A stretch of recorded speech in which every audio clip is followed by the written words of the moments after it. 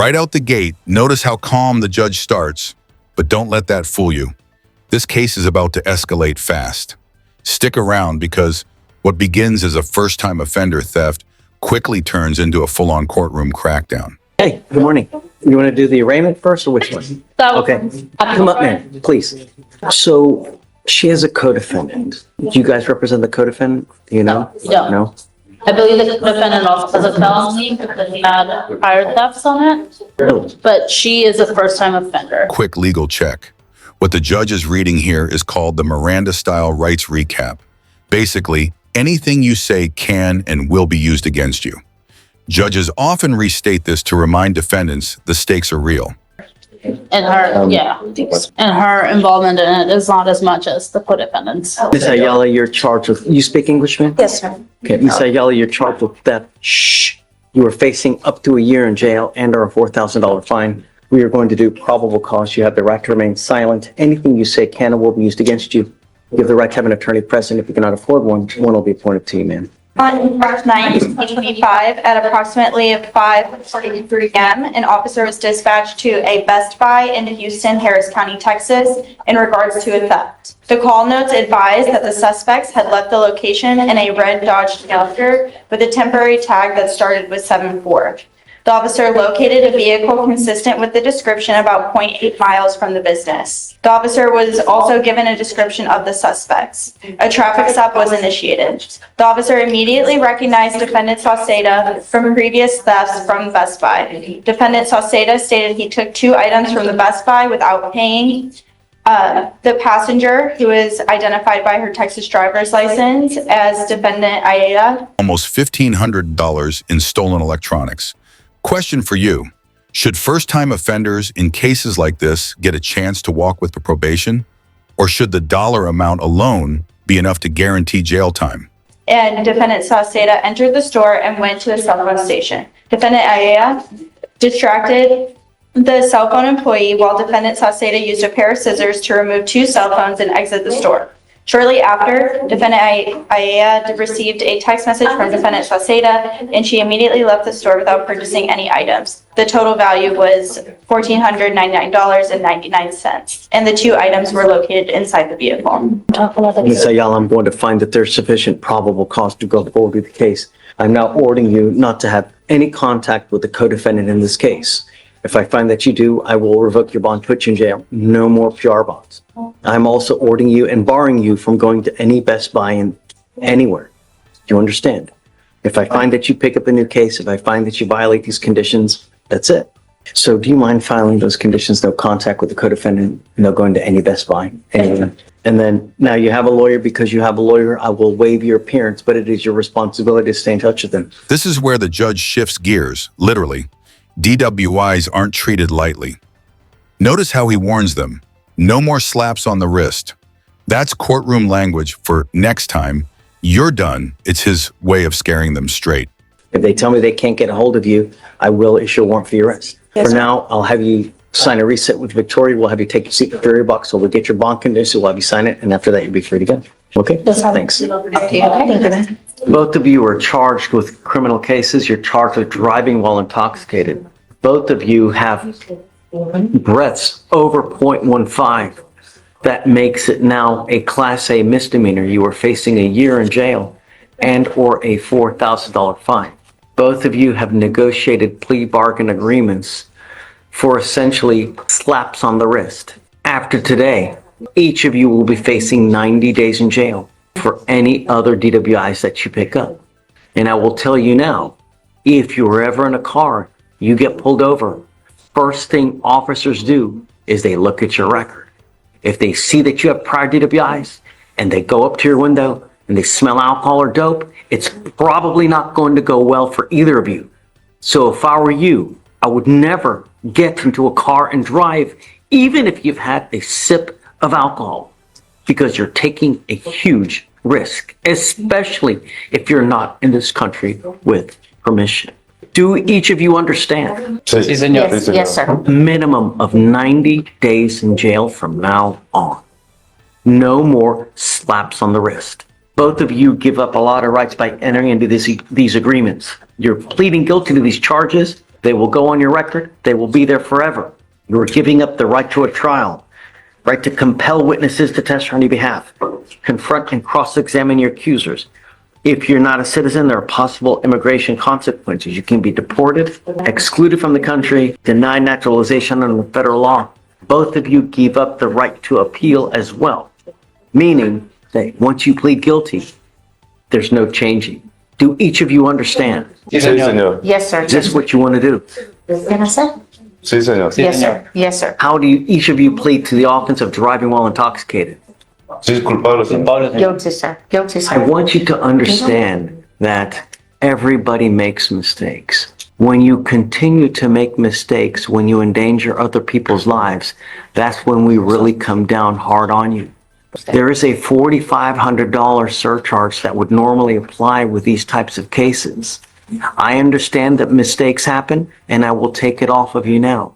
But if you make another mistake and you pick up another DWI, a second DWI, it's a surcharge of $6,000. And if you don't pay it, every $100 you owe, you sit 1 day in jail. Not to mention the minimum 90-day sentence that there is. So get a clue.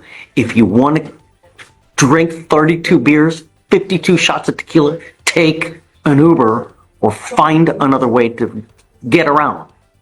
Do you understand? Sí, entiendo. I'm Yes, going to sir. suspend both of your ability to drive for 90 days. Do not drive. Otherwise, we will be back here. Mr. Chirinos, I'm going to sentence you to 6 days in jail. I will give you credit for the 2 days that you have done.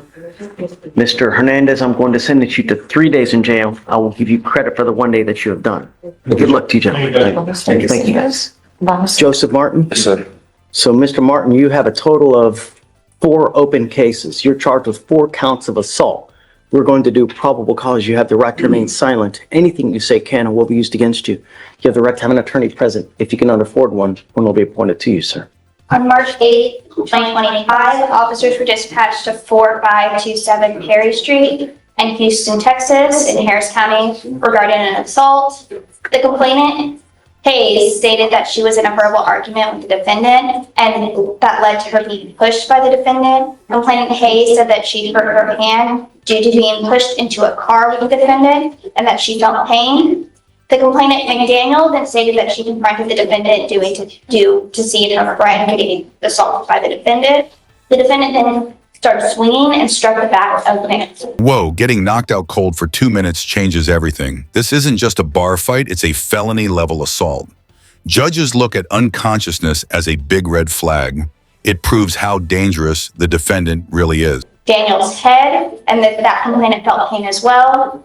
Complainant Powell then stated that she was assaulted by the defendant due to also trying to defend her friend, complainant Hayes. Complainant Powell says that he approached them to confront the defendant, and the defendant just started swinging and that she got struck by the defendant. Complainant Powell stated that she was not recall how that she was hit, but that she felt pain. Complainant Martin stated that she knows the defendant from school and they both attend TSU. The complainant Martin stated that she was trying to calm the defendant down but does not remember the physical assault due to her being knocked out unconscious by the defendant. Complainant Martin felt pain.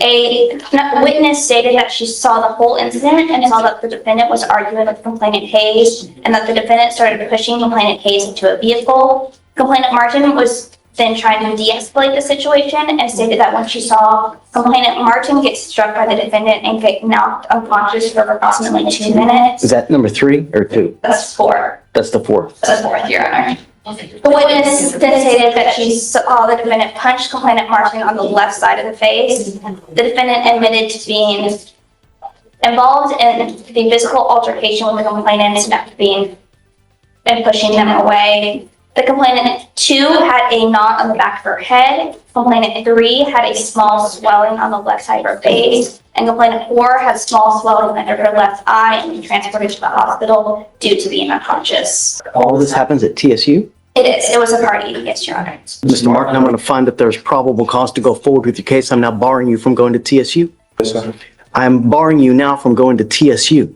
I'm also ordering you as a condition of your bond not to have any contact with any of the complaining witnesses in this case, not to consume alcohol, illegal drugs, not to be in possession of weapons. If I find that you're a danger to my community, I will do everything in my power to take you off the street.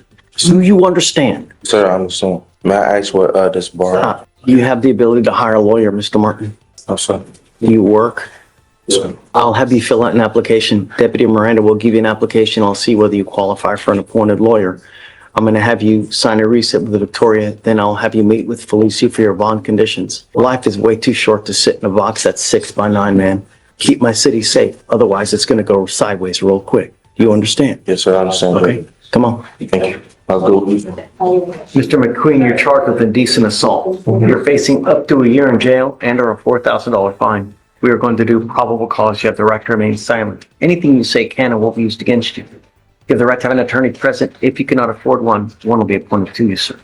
On April 4th, 2025, in Harris County, Texas, a law enforcement officer was dispatched to a sexual assault call and contact with the complaining witness, who stated that her and the defendant, her stepfather, were on their way home. The defendant began talking about the CW's boyfriend and then stated he wishes that she was his so he could, and this is quoting directly, Your Honor, Say it. taste her, fuck her, and that her innocence draws him towards her. Once inside the residence, the defendant came up from behind the complaining witness, wrapped his arms around her, and proceeded to kiss and lick the side of the complaining witness's neck. The complaining witness attempted to get away from the defendant, but the defendant restrained her until they fell to the floor, and the complaining witness was able to break free, run to her room, and lock the door. The complaining witness is 19 years old. Mr. McQueen, I'm going to find that there's sufficient probable cause to go forward with your case. I'm ordering you as a condition of your bond not to have any contact with the complaining witness in this case. I'm now issuing what's called a magistrate's order of emergency protection. This is a court order that identifies her as a protected individual. You cannot commit family violence or an assault against this person. Commit an act in furtherance of an offense under section 42.072 of the Texas Penal Code, which is the stalking statute. You cannot threaten, harass, use another person to communicate a threat or harassing behavior. You cannot be in possession of a weapon or go within 200 feet of where she lives or where she works. Do you understand? Yes, sir. If you violate this court order, the state can and probably will file a violation of a protective order, and that is the capital murder of misdemeanors. Don't pick up a violation of protective order. Yes, sir. You're ordered not to have any contact and not to be in possession of weapons. Okay, so now we need to talk about a bond. Guys, what say you? Due to the nature of the case and the defendant's criminal history, this state will request up to $5,000 bond. You said. What, was that 5,000, Judge? 5,000 is fine, Judge. Okay, I'm gonna set your bond per agreement of the parties at $5,000. Do you have a bonding company here now? We do. Okay, I'll allow you to walk out with your bonding company. Do not pick up any new cases. Do not. He has 2 prior AFMs, one of them against the same complaining witness. Can you please let me know? Yes, Your Honor, if I can just have a moment. Yeah. I don't know if, I see It's 2 not- AFMs, it's not the I'm same just not. I don't believe it is the same person, Your Honor, from what I have, Small baby. case. Like 10 years ago. It is not some complaining witness, Your Honor. Okay, so we'll set your bond at, like I said, at 5,000. Don't pick up any new cases. Don't do anything to violate the conditions of this bond, otherwise it's not gonna go well for you. Do you understand? Yes, sir. All I want is my community safe, and I'm gonna do everything in my power to protect it. So we'll have you now, since reset or no?